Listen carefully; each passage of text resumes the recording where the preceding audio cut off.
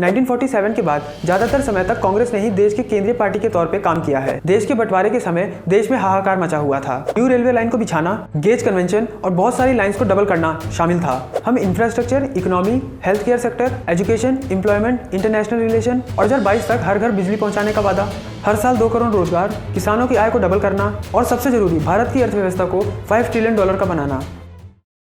इस समय भारत में 3 केंद्रीय पार्टी हैं, भारतीय जनता पार्टी, कांग्रेस और आम आदमी पार्टी। आम आदमी पार्टी केंद्रीय पार्टी होने के बाद भी कांग्रेस और भाजपा के मुकाबले बहुत छोटी पार्टी है। भारत की जनता ने केंद्रीय पार्टी के तौर पे अलग अलग समय में भाजपा और कांग्रेस दोनों को मौका दिया है और एक बार फिर 2024 में जनता के सामने मौका है भारत की केंद्रीय पार्टी को चुनने का। लेकिन इस बार जनता के सामने बीजेपी और कांग्रेस नहीं, इस बार जनता के सामने आएंगे बीजेपी और इंडिया का पूरा अलायंस, जहाँ बीजेपी मोदी जी को प्राइम मिनिस्टर का चेहरा बना के उत्तराखंड, हरियाणा, उत्तर प्रदेश, गुजरात, गोवा, असम, त्रिपुरा, मणिपुर, अरुणाचल प्रदेश, मध्य प्रदेश, राजस्थान और छत्तीसगढ़ की अपनी सरकारों को साथ लेके चुनाव में उतरे हैं। वहीं बीजेपी के सामने खड़ा है बिना प्रधानमंत्री के चेहरे के Indian national development inclusive alliance, India alliance में सबसे बड़ी पार्टी है कांग्रेस 3 स्टेट्स के साथ, कर्नाटका, हिमाचल प्रदेश और तेलंगाना। कांग्रेस के स्टेट्स के अलावा बात करें तो बिहार, झारखंड, तमिलनाडु और आम आदमी पार्टी के दिल्ली और पंजाब भी इंडिया अलायंस का पार्ट होंगे। 2024 के केंद्रीय चुनाव में सरकारों को वोट देने से पहले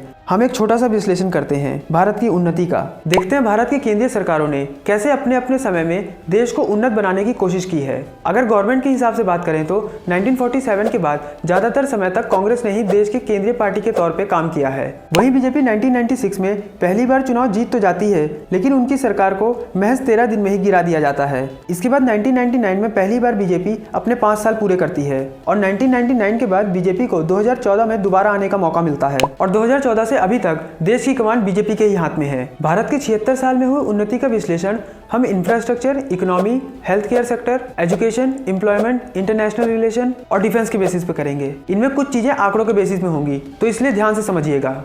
अगर शुरुआत करें इंफ्रास्ट्रक्चर से, तो ministry of road transport and highway के अकॉर्डिंग दिसंबर 2023 तक इंडिया का टोटल रोड नेटवर्क 63,31,791 किलोमीटर का है। 1947 आज़ादी के बाद से सिर्फ नेशनल हाईवे को देखा जाए तो 2014 से पहले नेशनल हाईवे की लेंथ 91,287 किलोमीटर थी।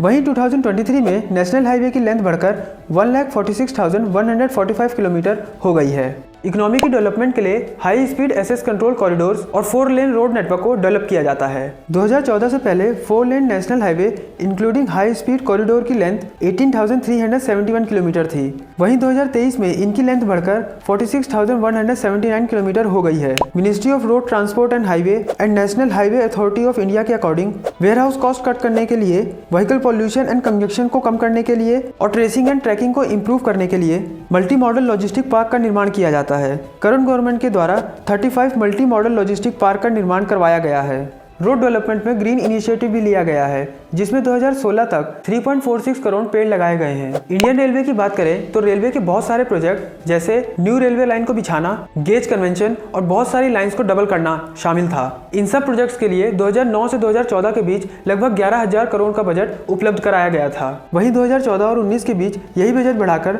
लगभग 26,000 करोड़ का कर दिया गया था, जो कि 126% ज्यादा था 2009 से 14 के बजट से। और यही बजट 2020-21 में बढ़कर 43,000 करोड़ और 21-22 में 52,000 करोड़ कर दिया गया था। 2014 से 21 के बीच 17,720 किलोमीटर के न्यू प्रोजेक्ट्स कंप्लीट हुए, जिसमें न्यू लाइन, गेज कन्वर्जन और डबलिंग शामिल थे। इसके अलावा Indian railway semi high speed train Vande Bharat को भी लॉन्च करती है। अगर बात करें एयरपोर्ट्स की, तो 2023 में मोदी गवर्नमेंट के द्वारा क्लेम किया गया था कि 2014 के बाद से 9 साल में 148 एयरपोर्ट्स कंट्री में हो गए हैं। 2014 में इन्हीं एयरपोर्ट्स की संख्या सिर्फ 74 थी। अक्टूबर 2016 में उड़ान स्कीम लॉन्च की गई थी, जिसमें कॉमन सिटीजन्स के लिए इंफ्रास्ट्रक्चर को इनहेंस करना था और टियर 2 एंड टियर 3 सिटीज तक एयर कनेक्टिविटी पहुंचानी थी।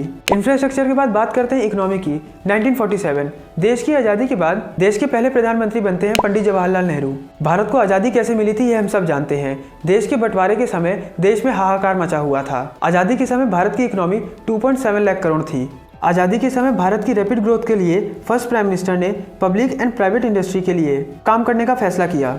Rapid industrialisation and social growth programme पर वर्क करने के लिए प्लानिंग कमीशन को बनाया गया। 1951 में पहला 5 ईयर प्लान देश के सामने रखा गया, जिसमें एग्रीकल्चर एंड इरिगेशन पर फोकस किया गया था। अगर इकोनॉमी में थोड़ा और आगे बढ़े तो 1991 में सोवियत यूनियन कोलैप्स कर जाता है। उस टाइम पे सोवियत यूनियन इंडिया का सबसे बड़ा ट्रेडिंग पार्टनर था और उस टाइम पे इंडिया की इकोनॉमिक ग्रोथ रेट सिर्फ 1.1% थी। तब मनमोहन सिंह जी के द्वारा देश में LPG, लिबरलाइजेशन, प्राइवेटाइजेशन, ग्लोबलाइजेशन को लॉन्च किया जाता है। इस इकोनॉमिक रिफॉर्म से इंडियन इकोनॉमी को बहुत फायदा होता है। 2010 आते आते इंडिया की ग्रोथ रेट 8.50% हो गई थी। 2014 में मोदी जी के प्राइम मिनिस्टर बनने के बाद GDP ग्रोथ रेट 7.41% हो गई थी। लेकिन 2016 में डिमोनेटाइजेशन एंड 2017 में GST के बैक टू बैक डिसीजन लेने की वजह से इंडिया की ग्रोथ रेट में बहुत असर पड़ा था, जो कि 2019 में घटकर 3.87 हो गई थी। और इसके तुरंत बाद 2019-20 में आए कोरोना पेंडेमिक की वजह से देश की इकोनॉमी -5.83% पहुंच गई थी। लेकिन पेंडेमिक के 2 साल बाद 2022 में इंडिया की ग्रोथ रेट फिर से 7% पहुंच जाती है। 2010 में Indian economy 10th largest economy थी, लेकिन 2023 में यही इकोनॉमी बढ़कर 5th लार्जेस्ट बन जाती है। हैरानी की बात तो यह है कि 5th लार्जेस्ट इकोनॉमी होने के बाद भी इंडिया की ग्रोथ रेट ऊपर के 4 कंट्रीज की ग्रोथ रेट से बहुत ज़्यादा है, 7.2%। हर गवर्नमेंट जनता तक अपनी सुविधाएं पहुंचाने के लिए वेलफेयर स्कीम्स का इस्तेमाल करती है।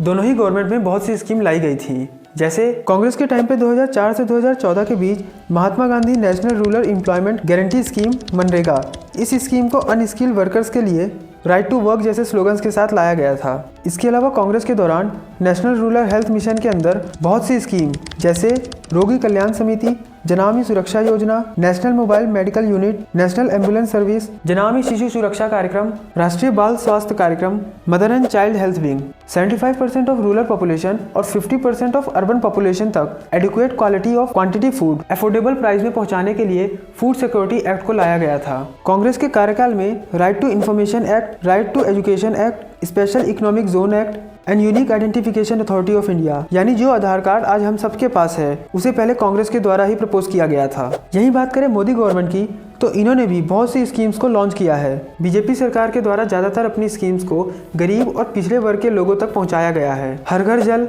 हर घर शौचालय, हर घर बिजली, हर घर गैस सिलेंडर, इन सब स्कीम्स की इम्प्लीमेंटेशन की बात करें तो 13 करोड़ हाउस होल्ड तक वाटर टैप कनेक्शन पहुंचाया गया है। सरकार के हिसाब से PM आवास योजना के अंदर लगभग 3 करोड़ घर बनाए गए हैं। PM मातृ वंदना योजना में लगभग 3.32 करोड़ महिलाओं को 5,000 रुपए दिए गए हैं। PM किसान सम्मान निधि में 11.27 करोड़ किसानों को 6,000 सालाना दिया गया है। PM मुद्रा योजना में 43.09 करोड़ लोगों को लोन दिए गए हैं। PM सुरक्षा बीमा योजना में 34.18 करोड़ लोगों का इंश्योरेंस हुआ है। PM जन आरोग्य योजना में 5.5 करोड़ लोगों का ट्रीटमेंट हुआ है। स्वच्छ भारत अभियान के अंदर 11.25 करोड़ टॉयलेट्स बनाए गए हैं। इन योजनाओं का इम्प्लीमेंटेशन देखने के बाद तो बहुत अच्छा लगता है, लेकिन सरकारों के ऐसे डेटा में पहले भी कई बार सवाल उठाए गए हैं। जैसे प्रधानमंत्री जनधन योजना, जिसमें सरकार दावा करती है 5 लाख का स्वास्थ्य बीमा लगभग 5.54 करोड़ लोगों तक पहुंचाया गया है। लेकिन 2023 में आई इस ऑडिट रिपोर्ट को देखें तो लगभग 7,49,000 लोगों के मोबाइल नंबर सेम थे और लगभग 7.5 लाख लोगों के मोबाइल नंबर में 9999 के डिजिट नंबर डाले गए थे। PM उज्ज्वला योजना की बात करें तो 9.5 करोड़ लोगों को नए कनेक्शन दिए गए हैं। लेकिन अगर बात करें गैस सिलेंडर के प्राइस की तो ये प्राइस इतने ज़्यादा है कि 2021-22 में 92 लाख ग्राहकों ने गैस सिलेंडर को रिफिल ही नहीं करवाया, जबकि 1 करोड़ 8 लाख ग्राहकों के द्वारा गैस सिलेंडर को सिर्फ एक बार ही रिफिल करवाया गया था।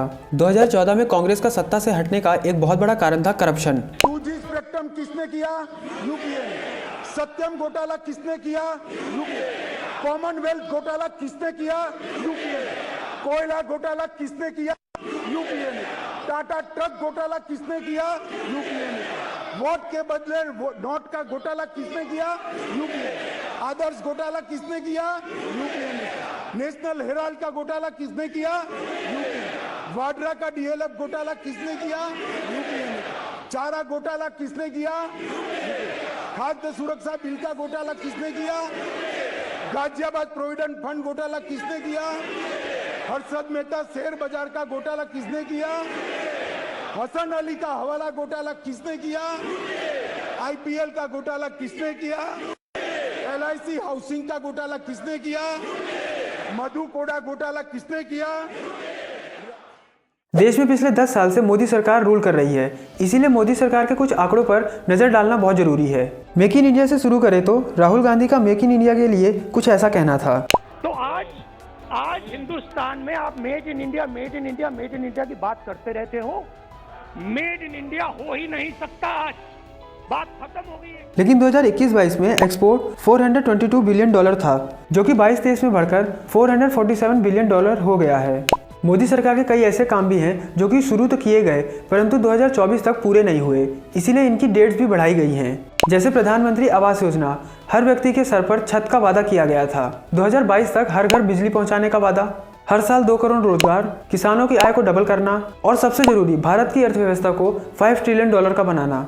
लेकिन मोदी गवर्नमेंट के अंदर ग्रोथ एंड स्पीड को देखा जा सकता है। जैसे हेल्थ की बात करें तो देश में टोटल 2014 में 388 मेडिकल कॉलेज थे, वहीं 2023 में बढ़कर 700 से ज़्यादा हो गए हैं। 2014 से पहले देश में 6 एम्स थे, वहीं 2023 में 24। एजुकेशन में देखा जाए तो 2014 में 16 IIT जो कि 2023 में बढ़कर 23 हो गए हैं। 2014 में यूनिवर्सिटीज़ की संख्या 720 थी, जो कि 2023 में बढ़कर 1100 के पार हो गई है। 2014 तक 13 IIM थे, जो कि 2023 में बढ़कर 20 के पार हो गए हैं। मेट्रो कनेक्टिविटी 2023 में 20 शहरों तक पहुंच चुकी है। और अब बात करते हैं कुछ ऐसे वादों की जो कि गवर्नमेंट के लिए बहुत चैलेंजिंग थे, लेकिन गवर्नमेंट ने उन्हें भी अच्छे से पूरा किया।